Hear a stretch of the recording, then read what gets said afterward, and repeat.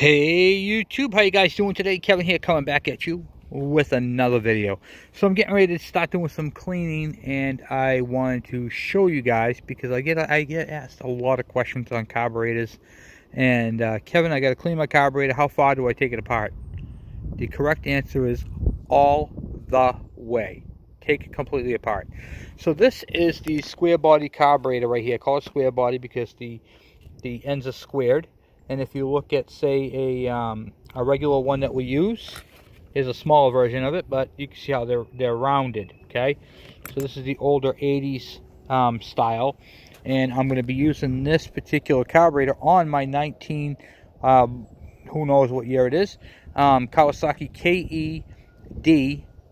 KDE90cc, the CDI bike. And this bike right here, when I took the bowl off, looked exactly like that. I mean, look how clean that is, right? You're probably saying to yourself, Kevin, why do you need to clean that?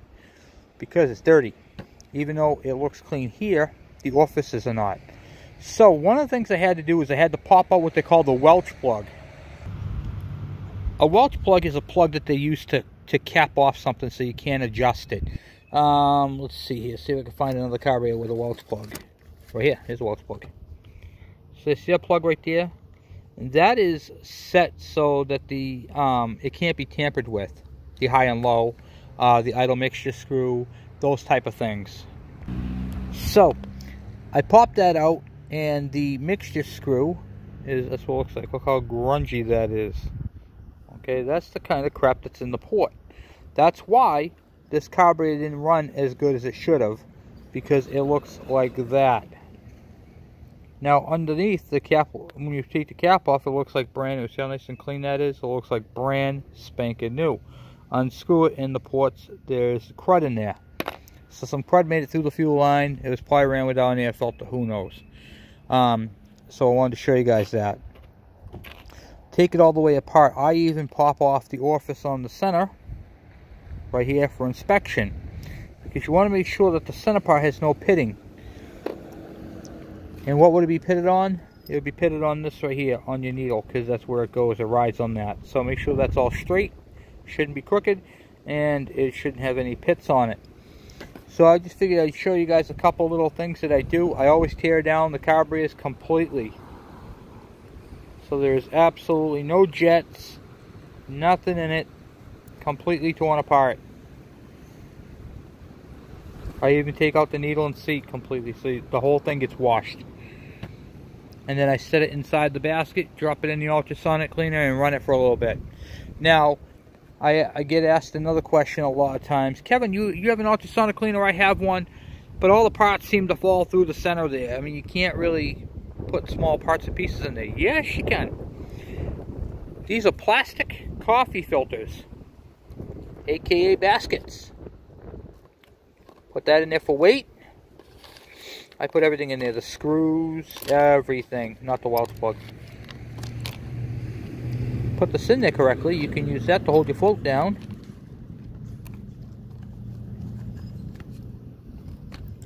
So the float won't float to the top. Stays at the bottom and gets nice and clean. Needle, another screw, seat, and the plunger for the choke. Then I take all that, I stick it right in the basket, stick the carburetor off to one side, the bowl onto another, and there you have it, guys. One whole carburetor is in the ultrasonic cleaner and ready to go once I drop it down. And then I have enough room on the side here for another carburetor, so I'm going to do a couple of carburetors at the same time, but I wanted to show you that. The next step is I have, Kevin, I have a jet that I cannot clean. I have had this in the ultrasonic cleaner. I tried torch tips. I don't use torch cleanings. I used to use them. They're a pain in the neck. I use compressed air and heat. Seems to be the best way. So I'm going to show you guys that in a second. This next tip is kind of a dangerous one, but nevertheless it's a tip and it works. I have had these little jets right here. This is the pilot jet, and I have had these things so clogged up that I couldn't even. I used to use what do you call it? There, Christmas bulb hangers, you know, like ornament hangers, to try to poke through. I couldn't get nothing through them. This one is nice and clear, so I'm not gonna, you know, go crazy on it. But I want to explain to you how to clean these out, okay? In a way that is, well, it's gonna clean it, okay? It's gonna get all the crap out of there. So what you're gonna need is a propane torch, okay? So we're gonna light this torch off, lock it,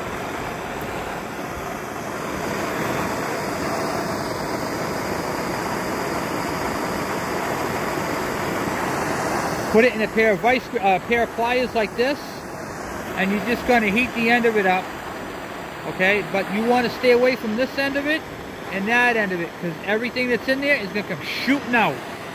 And then you just heat it up like that with a torch until the stuff comes out. Once the stuff comes shooting out, you're going to be good to go. So that's how you clean these things. And I've had them clogged up so solid that I couldn't penetrate them with anything. But anyway, keep this away from you. Keep this side away from you. Hold it away from you and heat it up. And do it evenly. Doesn't matter if it gets, you know, red or not. It's going to eventually shoot it out. Then after it shoots out, then you'll be able to see it inside there. And then you'll be able to clean it out after that. This stuff, literally, it cleans all the stuff out. It shoots it out in both directions. It's crazy. Sometimes one direction, but most of the time too. Okay? And that is how you clean a jet that you can't clean, is use heat. Because ultimately, what's in there is fuel. And that fuel is into a varnish. It's into a solid. But with enough heat, it doesn't go out into a ball flame. It just like splurts out. So it's a pretty cool tech tip. I use it all the time, and that is how you clean those type of orifices. You're gonna have to really, you know, when you're doing carburetors, it's best to take the entire thing apart. Don't cut corners. Take your time, clean it right, get it done right. They make brush kits. I don't use any of that. What I use is I use my ultrasonic cleaner and compressed air and blow it all out. So this is going to have a bath for about 45 minutes into the cleaner, and then it'll come out like brand new. And then if I have to run it again, I will. But typically I don't have to.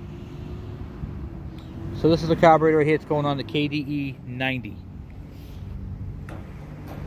And I'm just kind of plugging away at them, you know what I mean? Now we're going to take apart the Harvey Spooner carburetor and see how bad that one is.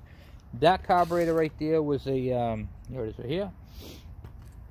It looked like it just had stale fuel in it from a while past. So I haven't had it apart yet, so let's take that apart together, being as the Harvey Spooner 80 is. Okay? The 80 carburetor and the 100 carb are literally the same. Okay? Literally the same carb. So make sure you have it clear. Nothing else is in the way of when you're working. You want to make sure that all your tools, your work area, because I'm going to be doing all these carburetors that are up here. You know, I have a lot of carburetors to clean today. So you want to make sure you have your work area right here, and that you don't have any parts from any other carburetor in here. Okay? So make sure that all the parts and pieces, and then if there's any parts left over, you know it came from this one. So first, let's get that fuel line off. It's getting all new fuel lines anyway. You see how there's a little bit of rust on there, so water was in that fuel. Okay. Zap it apart.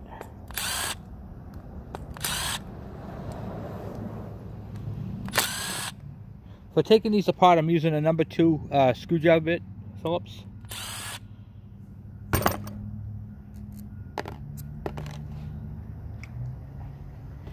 Let me get my little handy dandy tool. Get yourself one of these magnetic trays when you're working on anything, because it comes in handy. You can actually stick it to the bike, and if you lose a nut in the grass, if as long as it's steel, you can run this over the grass and it'll stick to the bottom. Another little helpful tip for you right there. Comes a screw finder. Okay, so see how that's in there nice and tight? So what I'm going to do is I'm going to use my trusty brass hammer and I'm going to whack it. No, I'm just kidding. I use the wooden part.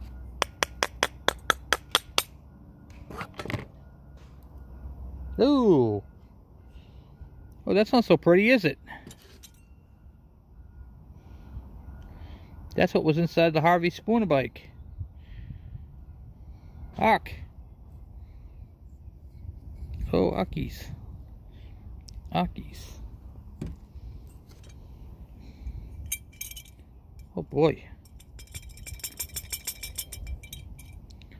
That is caca. But the jets are clean. You can see the light through the jets. You know, seat's stuck. So, in this case, this is a perfect example, a prime example. Okay, bike's been sitting for a long period of time. What do you call it? It's got a lot of calcium buildup. I would consider this carburetor to be junk. Okay, see how it's all pitted? I'm going to see if this carburetor here, I am not going to use this carburetor on his bike. So I'm going to use a different carburetor. I'm going to see what I have for carburetor bodies. Replace this body with some of his parts and pieces. These floats, even though they're tarnished, are still good. So I don't expect any of the jets to come out.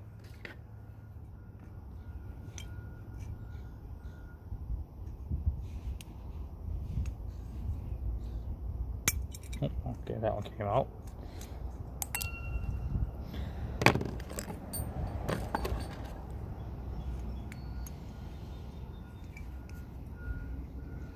Yeah, that one ain't coming out.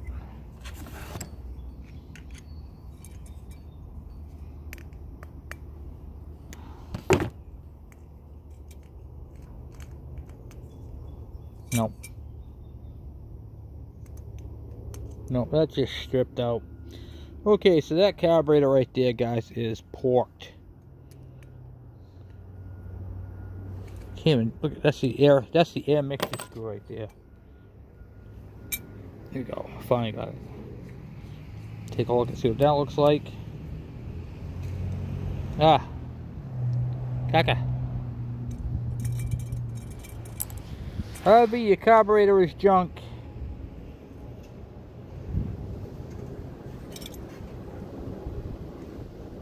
Carburetor is El Junko.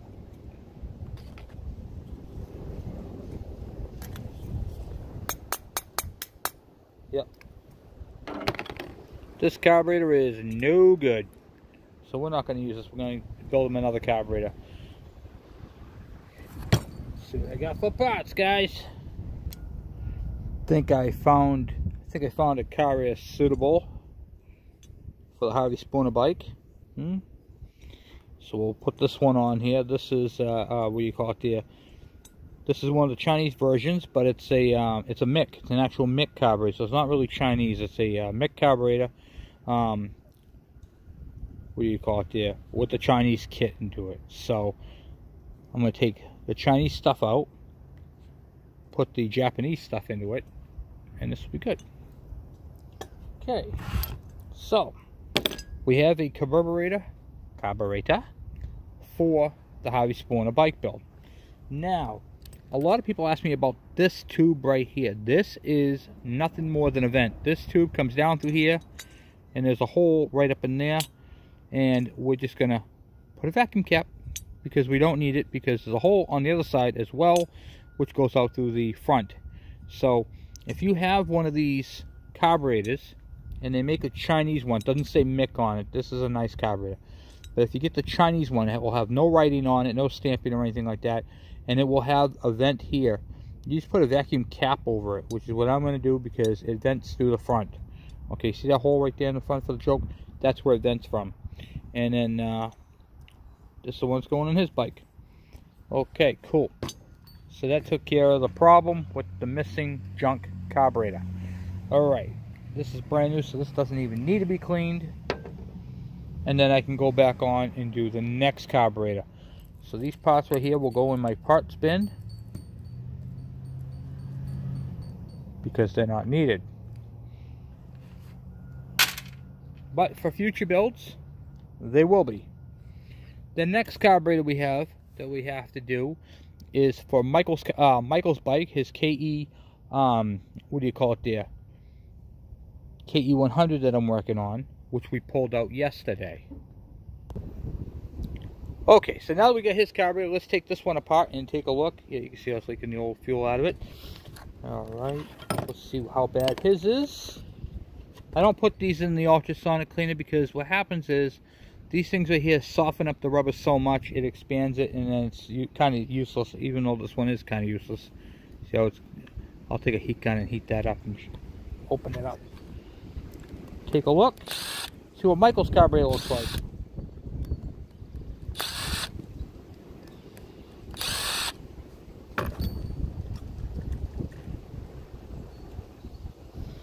That is a nice clean carburetor in there. Very clean. This thing is not going to have to sit in the ultrasonic cleaner very long, I'll tell you that. That's good. Alright, so we got that. Screws.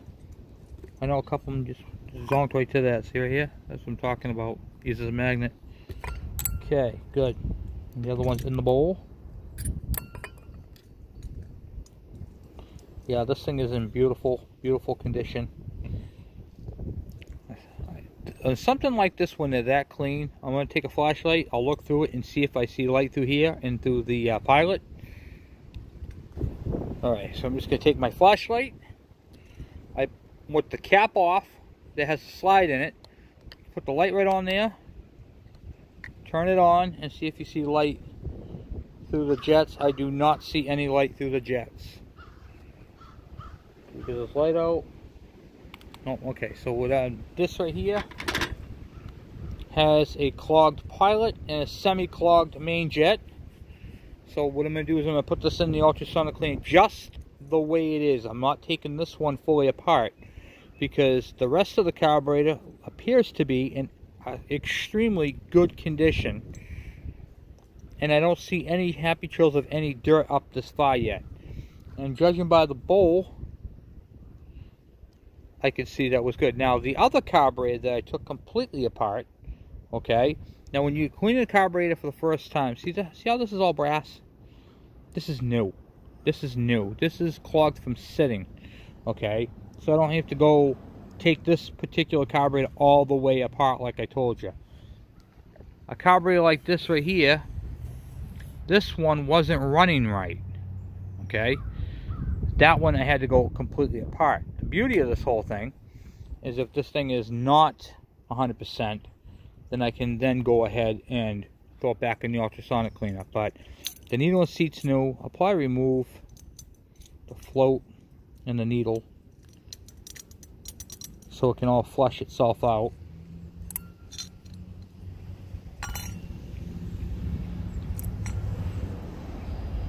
And I'm gonna see about taking out these. Sometimes these needle, whatchamacallit there. Oh, this one can't just come right out. Okay, yeah, so we're good here. We're good. Yeah, we'll take that out. We are gonna take this thing apart.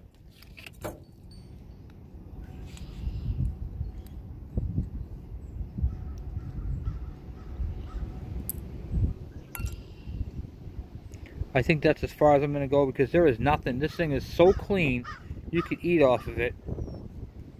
Alright, so we're going to leave that like that, and I'm going to take out the idle mixture screw. Because that looks like it's wound right in there. Yep.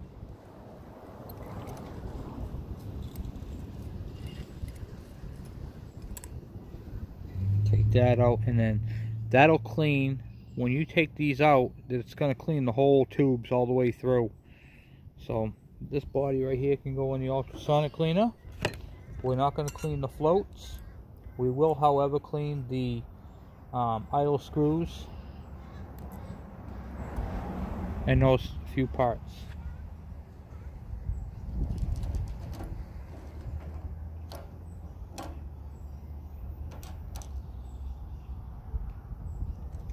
Now, don't mix parts when you're doing this, okay?